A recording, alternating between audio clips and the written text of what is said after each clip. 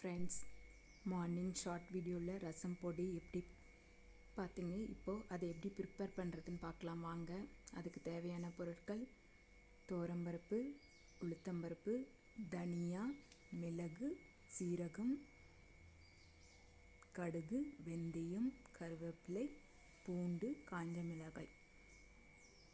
எல்லாம் ஒரு பேன் சூடு பண்ணி சிம்மில் வச்சு பச்சை வாசனை போகிற அளவுக்கு வறுத்தெடுக்கணும், 1 by 1.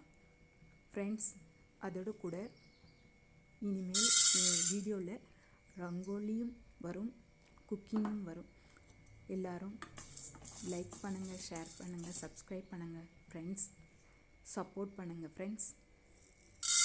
இப்போ உளுத்தம்பருப்பு பச்சை வாசனை போகிற அளவுக்கு வறுத்தெடுக்கணும்.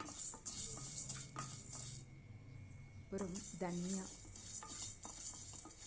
ரொம்ப ஹையில் வைக்காதீங்க, சிம்மில் வச்சு ஒன்றா வறுத்தெடுங்க. அந்த பச்சை வாசனை போனால் நல்லாயிருக்கும், ரசத்துக்கு பச்சை வாசனை போனால் தான் நல்லாயிருக்கும். இப்போ தனியா 1 by 1 வறுத்து எடுத்துக்கோங்க. மிளகு ஜீரகம், மிளகு ஒரு பங்கு, ஜீரகம் 2 பங்கு போட்டு ஜீரகம் நல்லா பொரியணும்.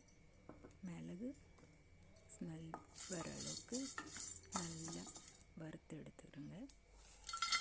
நெக்ஸ்ட்டு கருவேப்பிலை, பூண்டு, காஞ்ச மிளகாய், கொஞ்சம் வெந்தயம், 1 ஸ்பூன் கடுகு, 1/2 ஸ்பூன் வெந்தயம் சேர்த்து கடுகு பொரிஞ்சு வெந்தயம் எல்லாம் வறுத்து ஒரு மிக்ஸி ஜாருக்கு மாற்றி